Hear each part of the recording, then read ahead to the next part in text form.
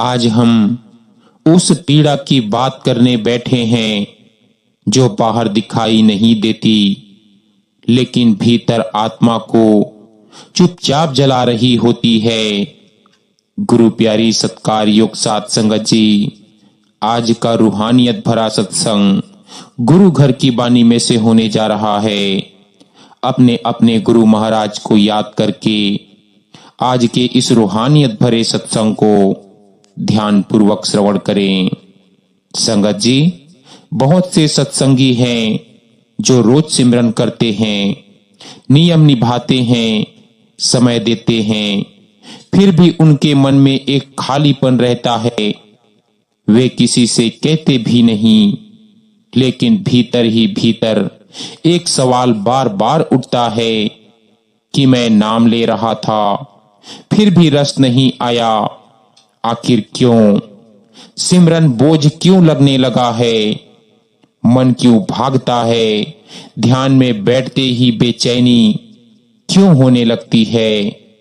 और सबसे बड़ा प्रश्न यह है कि क्या मुझसे कोई भारी गलती हो गई है या मैं इस रास्ते के लायक ही नहीं हूं? संत मत बहुत साफ शब्दों में कहता है कि आत्मा कभी अयोग्य नहीं होती। आत्मा तो परमात्मा का अंश है। दोष आत्मा में नहीं, कमी समझ में होती है। हम सिमरन को केवल शब्दों की क्रिया समझ बैठे हैं, जबकि सिमरन आत्मा और सतगुरु के मिलन की प्रक्रिया है। जब तक इस सत्य को भीतर से नहीं समझा जाता, तब तक सिमरन केवल मेहनत बना रहता है, रस नहीं बन पाता। आज अधिकतर संगत सिमरन मन से कर रही है, आत्मा से नहीं, और मन का स्वभाव है गिनती करना, समय देखना, परिणाम मांगना। मन कहता है कि मैंने इतना समय दिया, अब कुछ तो मिलना चाहिए, लेकिन आत्मा इस भाषा को नहीं समझती। आत्मा प्रेम की भाषा समझती है, समर्पण की भाषा समझती है, और यह प्रेम, यह समर्पण, यह खिंचाव, यह रस, यह सब कुछ सतगुरु की कृपा से आता है, अभ्यास से नहीं। संगत जी, बहुत कड़वा सत्य है, लेकिन सत्य यही है कि बिना सतगुरु की कृपा के सिमरन सूखा ही रहेगा। इसीलिए नहीं कि नाम में शक्ति नहीं है, बल्कि इसीलिए कि नाम में जो शक्ति है वह सतगुरु के माध्यम से ही बहती है। नाम कोई साधारण शब्द नहीं है, नाम सतगुरु की जीवित चेतना है। लेकिन जब हम नाम को केवल रटने की वस्तु बना लेते हैं, तब वह शक्ति प्रकट नहीं हो पाती।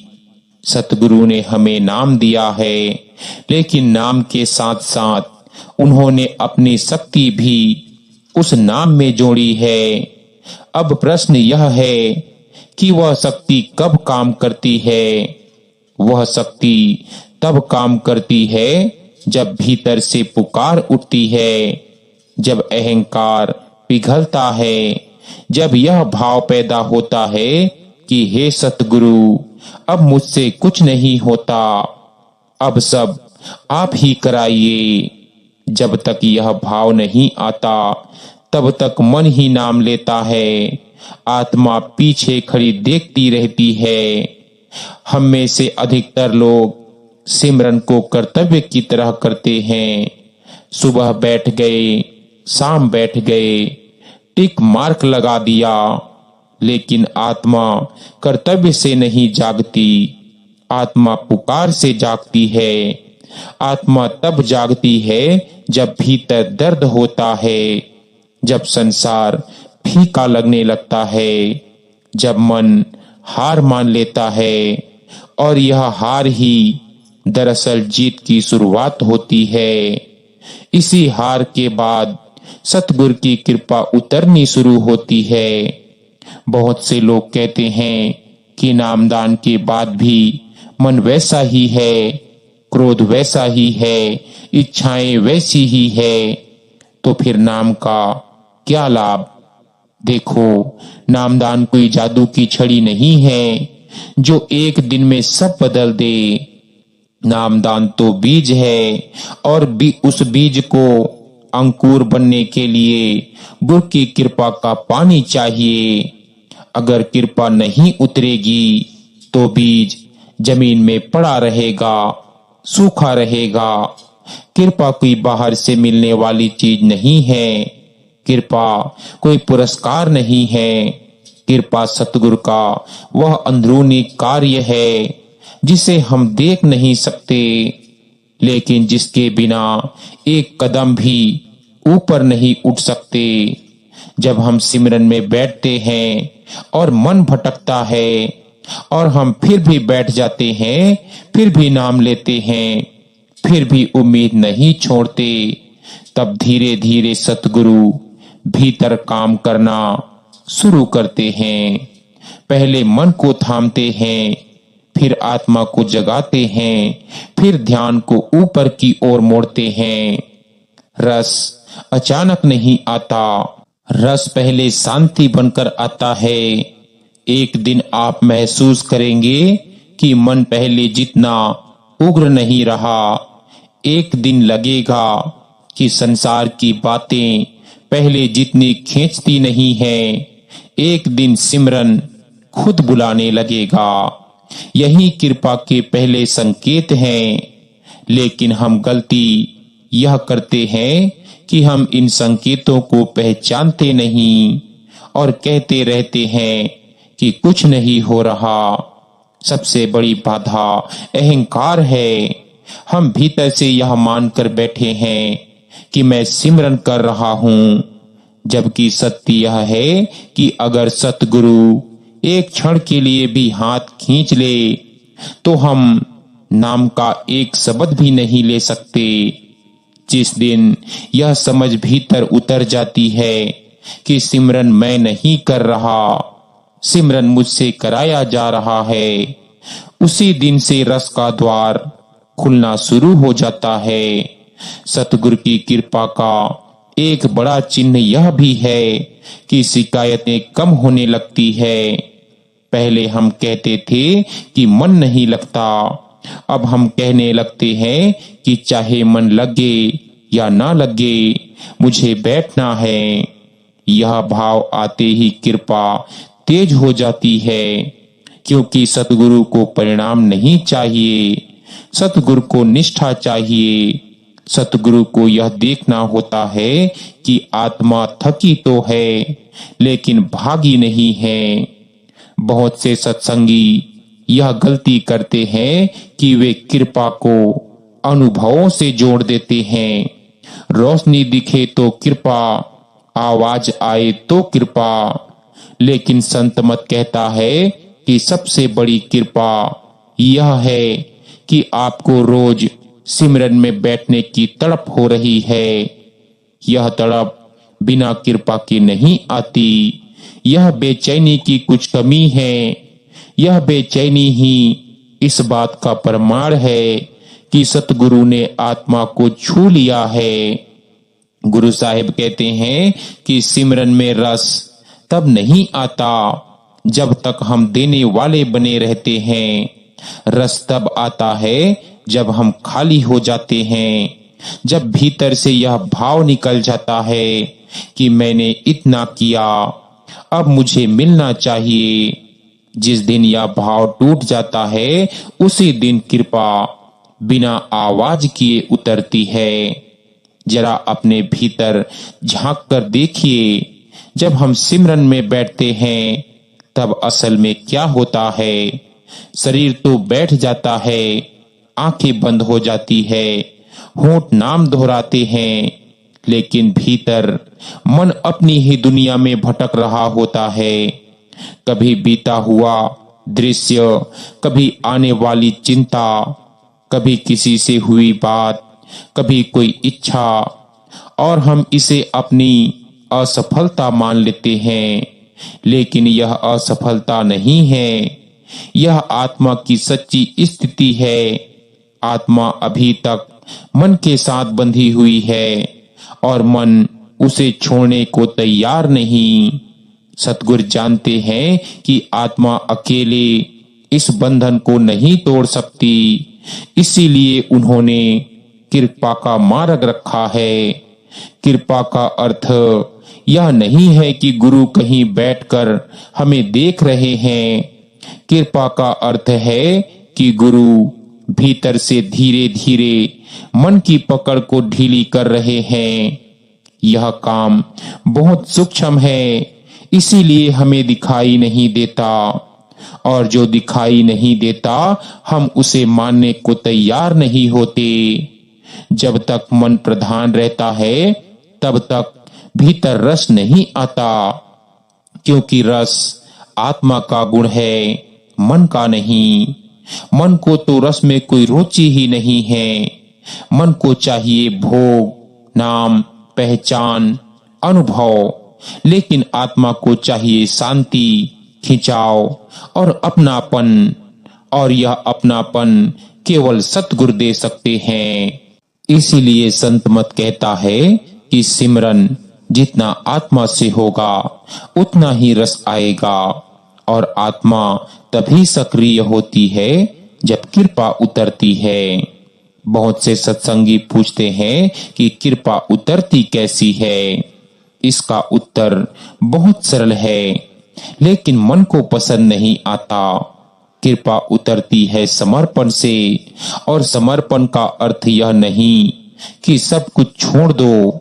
समर्पण का अर्थ है भीतर से यह स्वीकार कर लेना कि मैं नहीं जानता, मैं नहीं कर सकता, मैं केवल आपकी शरण में हूं।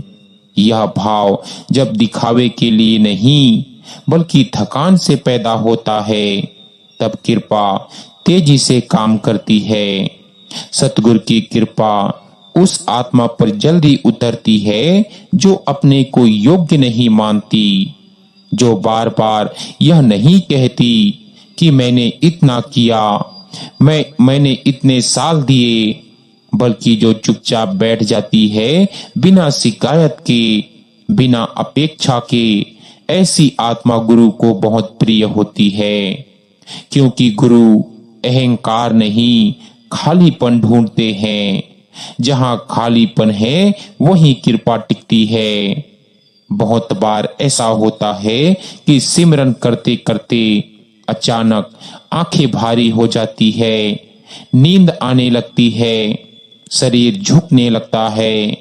हम इसे बाधा समझते हैं, लेकिन कई बार यह भी कृपा का ही एक रूप होता है। सतगुरु मन को थका रहे होते हैं। मन जितना थकेगा आत्मा उतनी जागेगी। इसीलिए हर नींद काल की नहीं होती, हर भारीपन रुकावट नहीं होता, लेकिन हमें धैर्य नहीं है, इसीलिए हम हर चीज को नकारात्मक मान लेते हैं। कृपा एक ऐसा और बड़ा संकेत है कि भीतर से विरोध कम होने लगता है। पहले मन कहता था मत बैठो, आज छोड़ दो। अब मन कहता है ठीक है बैठ जाओ, भले ही कुछ ना हो। यह बहुत बड़ा परिवर्तन है। यह परिवर्तन अभ्यास से नहीं आता, यह गुरु के भीतर काम करने से आता है। और जिस दिन मन पूरी तरह मान जाता है उसी दिन रस फूट पड़ता है। रस कोई जोर से आने वाली चीज नहीं है, वह धीरे धीरे उतरता है, जैसे ओस की बूंदें।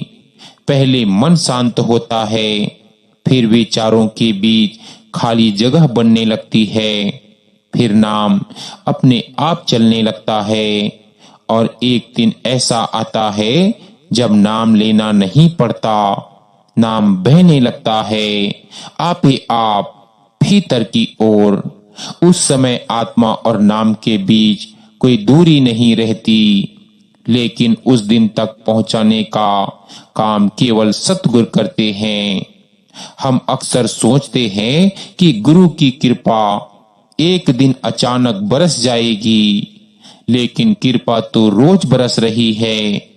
बस हमारी छत मोटी है, इच्छाओं की छत, अहंकार की छत, अपेक्षाओं की छत। जब तक यह छत नहीं टूटेगी, कृपा भीतर नहीं गिरेगी। और इस छत को तोड़ने का तरीका भी सिमरन ही है, लेकिन ऐसा सिमरन जिसमें मांग नहीं, समर्पण हो। एक बात ध्यान में रखिए, सतगुरु कभी भी देर नहीं करते। देर हमारी समझ में होती है। गुरु उस क्षण तक इंतजार करते हैं जब तक आत्मा सच में थक जाती है। जब आत्मा कहती है कि अब संसार में कुछ नहीं बचा, उसी क्षण गुरु पकड़ लेते हैं।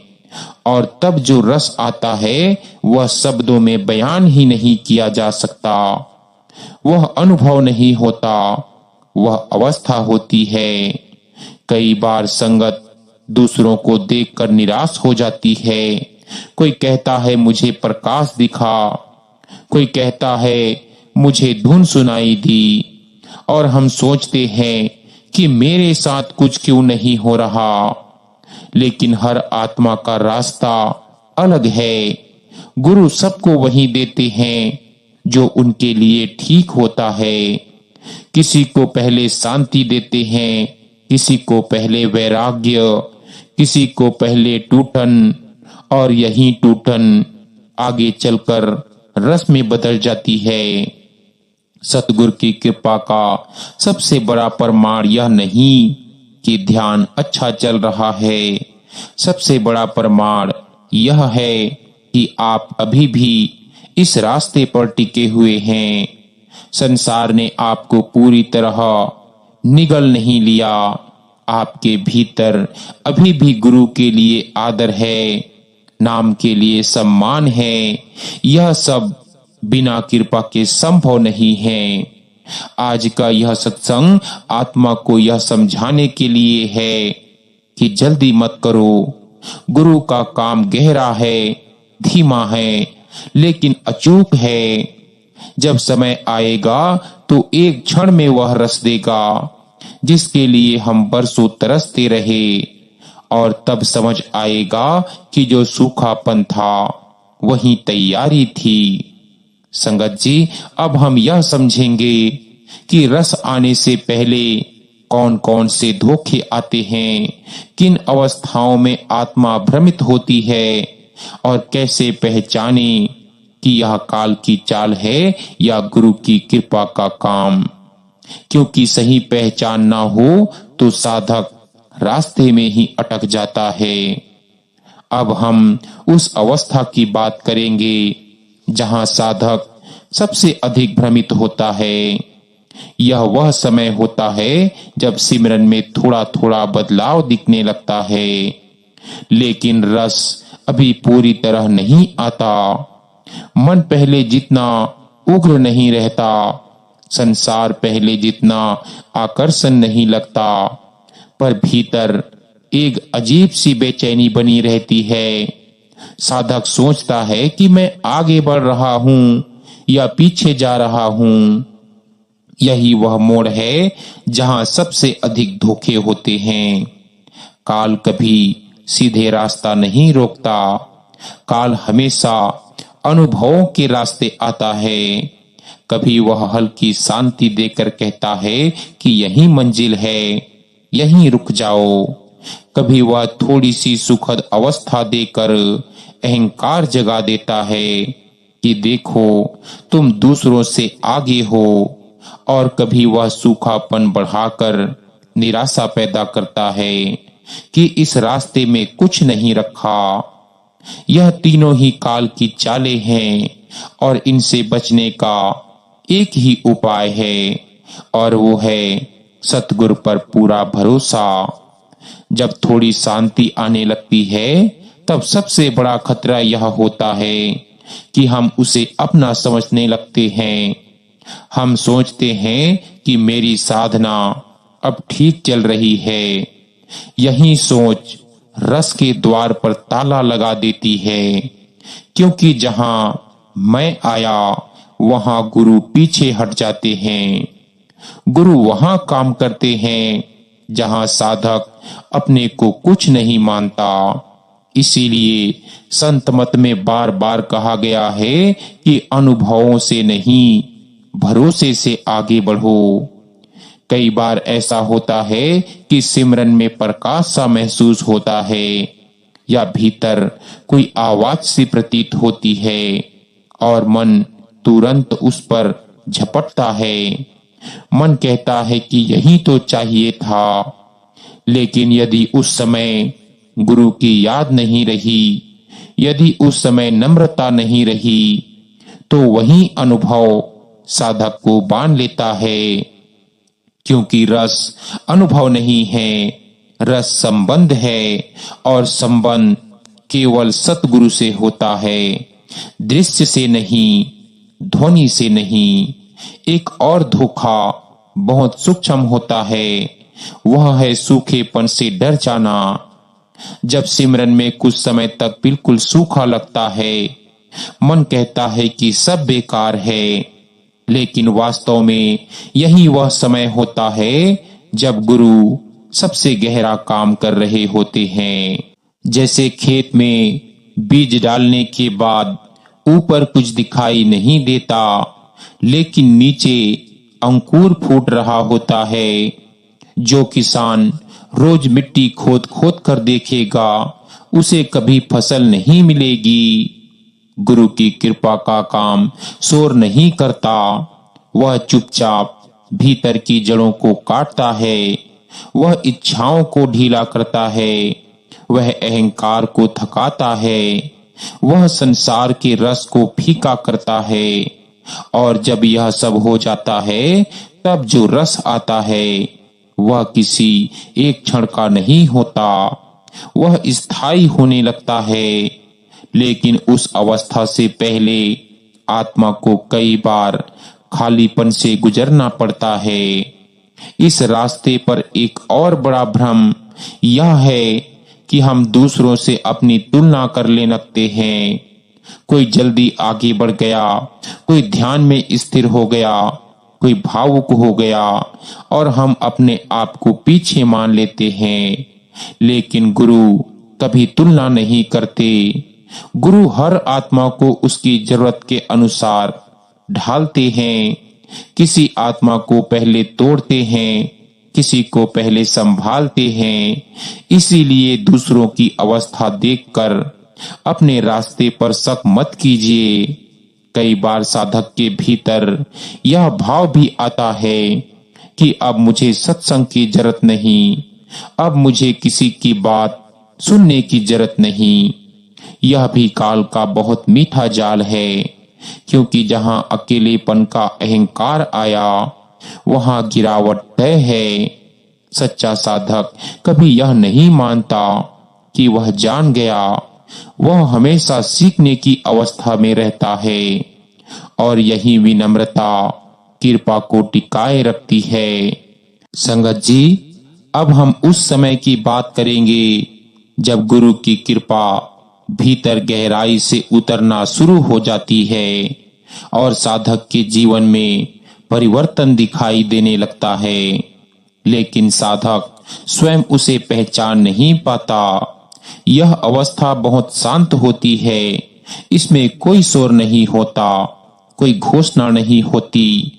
बाहर से देखने पर लगता है कि कुछ खास नहीं हुआ, लेकिन भीतर सब कुछ बदल रहा होता है। जब रस उतरना शुरू होता है तो सबसे पहले मन की पकड़ ढीली पड़ती है। मन अब उतना जोर नहीं डालता। पहले जो बातें मन को तुरंत खींच लेती थी, अब उन पर मन देर तक टिक नहीं पाता। यह वैराग्य नहीं होता, यह विरक्ति होती है। संसार से भागने का भाव नहीं, बल्कि संसार का प्रभाव कम हो जाना। साधक इस बदलाव को अक्सर कमजोरी समझ लेता है, लेकिन वास्तव में यही गुरु की पकड़ होती है। इस समय एक और परिवर्तन आता है। साधक की प्रतिक्रिया बदलने लगती है। पहले जो बात तुरंत क्रोध जगा देती थी, अब वह भीतर तक नहीं जाती। पहले जो अपमान बहुत चुभता था, अब वह देर तक नहीं टिकता। साधक सोचता है कि शायद मैं ठंडा हो गया हूं, लेकिन असल में आत्मा मन के नियंत्रण से बाहर आ रही होती है। यह अवस्था बहुत मूल्यवान होती है, लेकिन चुपचाप आती है। रस की एक पहचान यह भी है कि सिमरन अब केवल बैठने की क्रिया नहीं रहता। दिन भर के कामों में भी नाम भीतर ही भीतर चलता रहता है। कभी ध्यान जाता है, कभी चला जाता है, लेकिन नाम पूरी तरह छूटता नहीं। यह स्थिति अभ्यास से नहीं आती, यह भीतर की पकड़ से आती है। गुरु आत्मा की इतना सहारा देते हैं कि वह नाम से अलग नहीं रह पाती। इस समय साधक के भीतर एक नई नम्रता जन्म लेती है। अब उसे यह दिखने लगता है कि जो कुछ भी अच्छा है वह गुरु का दिया हुआ है। अपने ऊपर गर्व नहीं होता, बल्कि भीतर एक डर सा रहता है कि कहीं यह कृपा छूट ना जाए। यह डर नकारात्मक नहीं होता, यह सावधानी होती है। यही सावधानी साधक को संभाल कर रखती है। रस उतरने पर एक और बड़ा परिवर्तन होता है कि शिकायतें खत्म होने लगती है। पहले साधक के पास बहुत सवाल होते थे, अब सवाल अपने आप शांत हो जाते हैं। उत्तर नहीं मिलते, लेकिन बेचैनी भी नहीं रहती।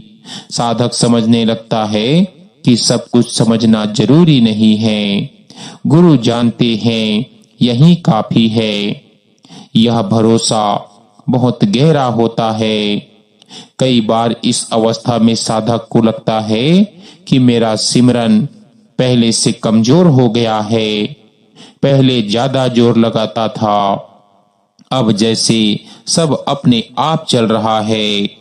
यह कमजोरी नहीं होती, यह सहजता होती है। जब तक हम जोर लगाते हैं तब तक मन काम कर रहा होता है। जब जोर कम हो जाता है तब आत्मा काम करने लगती है, और आत्मा को जोर की जरूरत नहीं होती। रस की अवस्था में साधक को दिखावा अच्छा नहीं लगता। उसे अपने अनुभव बताने की इच्छा नहीं होती। वह चुपचाप रहना पसंद करता है। यह चुप्पी डर से नहीं, संतोष से आती है। साधक भीतर से जानता है कि जो कुछ चल रहा है वह शब्द के कहने की चीज नहीं है, और जो कहा जा सकता है वह असली नहीं होता। इस अवस्था में सबसे जरूरी बात यह है कि साधक जल्दी ना करे, रस को पकड़ने की कोशिश ना करे। जो आया है उसे जाने दे। गुरु जानते हैं कि कितना देना है, कब देना है। जो आत्मा धैर्य रखती है वही आगे बढ़ती है। जो जल्दी करती है वह वहीं अटक जाती है। यह समझ लेना बहुत जरूरी है कि रस मंजिल नहीं है, रस तो यात्रा का ईंधन है। अगर साधक रस में ही अटक गया तो आगे का रास्ता बंद हो जाता है। इसीलिए गुरु रस देते भी हैं और उससे निर्लिप्त भी रखते हैं, ताकि आत्मा आगे बढ़ते रही, ऊपर की ओर खींचती रहे। संगत जी, अब हम उस बिंदु पर पहुंचते हैं जहां शब्द भी धीरे धीरे मौन में विलीन होने लगते हैं। यहाँ आत्मा कुछ पाने नहीं आती, यहाँ आत्मा कुछ बनने भी नहीं आती। यहाँ आत्मा केवल अपने सद्गुरु की शरण में ठहर जाती है। यही ठहरना इस पूरे मार्ग का सार है। यही वह अवस्था है जहाँ सिमरन, रस, साधना, प्रयास सब पीछे छूट जाते हैं और केवल संबंध रह जाता है। इस अवस्था में साधक यह नहीं कहता कि मुझे रस आ गया, वह यह भी नहीं कहता कि मैं आगे बढ़ गया हूँ। क्योंकि अब मैं कहने वाला कोई बचता ही नहीं। भीतर बस एक सरल सा भाव रह जाता है कि जो कुछ है वह गुरु का है। यह भाव ना तो बनाया जाता है, ना ही सिखाया जाता है। यह अपने आप उतरता है। जब आत्मा पूरी तरह थक जाती है, जब आत्मा यह मान लेती है कि अब मेरे पास देने को कुछ नहीं है, अब सिमरन कोई साधना नहीं रहता। सिमरन एक अवस्था बन जाता है। नाम भीतर वैसे ही रहता है जैसे सांस रहती है, कभी स्पष्ट, कभी अस्पष्ट, लेकिन कभी अनुपस्थित नहीं। साधक को यह भी याद नहीं रहता कि कब उसने नाम लिया और कब नाम ने उसे थाम लिया। यही वह जगह है जहां गुरु और आत्मा के बीच दूरी समाप्त होने लगती है। इस अवस्था में गुरु बाहर के रूप में भी महत्व रखते हैं, लेकिन भीतर उनका स्थान और भी गहरा हो जाता है। अब गुरु कोई विचार नहीं रहते, कोई कल्पना नहीं रहते, कोई आकृति नहीं रहते। वे भरोसा बन जाते हैं, ऐसा भरोसा जो शब्दों से परे होता है। कठिन समय आता है, लेकिन भीतर घबराहट नहीं होती। निर्णय लेने पड़ते हैं, लेकिन भीतर डर नहीं होता, क्योंकि आत्मा जानती है कि वह अकेली नहीं है। यहाँ पहुंचकर साधक को यह स्पष्ट दिखने लगता है कि सिमरन में रस क्यों नहीं आ रहा था। इसीलिए नहीं कि कुछ कमी थी, बल्कि इसीलिए कि गुरु आत्मा को तैयार कर रहे थे। सूखापन सजा नहीं था, वह परिपक्वता थी। बेचैनी असफलता नहीं थी, वह पुकार थी। हर गिरावट, हर निराशा, हर थकान, सब गुरु की योजना का हिस्सा थे। अब आत्मा को यह समझ में आ जाता है कि गुरु कभी दूर नहीं थे। दूर तो केवल अहंकार था, अपेक्षा थी, जल्दी थी। जब ये हटे तो गुरु स्वयं प्रकट हो गए। और यह प्रकट होना किसी दृश्य में नहीं होता, किसी ध्वनि में नहीं होता। यह प्रकट होना सहारे में होता है, स्थिरता में होता है, उस शांति में होता है जो किसी कारण पर निर्भर नहीं होती। इस अवस्था में साधक दूसरों को उपदेश देने की इच्छा नहीं रखता। वह जानता है कि जो कहा जा सकता है वह अधूरा है, और जो पूरा है वह कहा नहीं जा सकता। इसीलिए उसकी उपस्थिति ही उसका सत्संग बन जाती है, उसकी शांति ही उसका संदेश बन जाती है। बिना बोले, बिना समझाए यहाँ आकर मृत्यु का भय लगभग समाप्त हो जाता है। मृत्यु अब अंत नहीं लगती, केवल एक द्वार लगती है। और यह समझ तर्क से नहीं आती, यह भरोसे से आती है। गुरु आत्मा को इतना संभाल लेते हैं कि भविष्य अपना भय खो देता है। आत्मा वर्तमान में टिक जाती है, और वर्तमान में टिकना ही असली मुक्ति की शुरुआत है। यही वह बिंदु है जहां यह समझ पूरी होती है कि सतगुरु के कृपा के बिना सिमरन में रस क्यों नहीं आता। क्योंकि रस कोई तकनीक नहीं है, रस कोई योग्यता नहीं है। रस गुरु और आत्मा के बीच का मिलन का परिणाम है। और यह मिलन तभी होता है जब आत्मा पूरी तरह झुक जाती है, पूरी तरह खाली हो जाती है। यदि इस पूरे सत्संग से एक ही बात लेकर उठनी हो तो वह यही है कि जल्दी मत करो, अपने ऊपर कठोर मत बनो। गुरु का नाम गहरा है, सूक्ष्म है, लेकिन पूर्ण है। जो आपको आज सूखा लग रहा है वही कल अमृत बन सकता है। बस बैठे रहो, टिके रहो, शिकायत छोड़ दो, भरोसा पकड़ लो, और एक दिन बिना बताए, बिना घोषणा के भीतर से आवाज आएगी कि अब तू नहीं, मैं हूं। उस दिन सिमरन भी नहीं रहेगा, साधक भी नहीं रहेगा, केवल गुरु और उसकी शरण रहेगी। सो गुरु प्यारी सत्कार योग साध संगत जी, आज का यह रूहानियत भरा सत्संग हमारा यही समाप्त होता है। विनती है कि जो भी सत्संगी भाई बहन आज इस सत्संग वीडियो में पहली बार आए हैं, रोजाना सत्संग सुनने के लिए चैनल को सब्सक्राइब जरूर कर लीजिएगा और बेल नोटिफिकेशन को ऑल पर भी जरूर प्रेस कर दीजिएगा, ताकि जो भी सत्संग वीडियो अपलोड हो उसका नोटिफिकेशन सबसे पहले आप जी तक पहुंच सके। तो संगत जी दीजिए इजाजत, मिलते हैं एक नए सत्संग वीडियो के साथ। मालिक की कृपा आप सभी पर बनी रहे।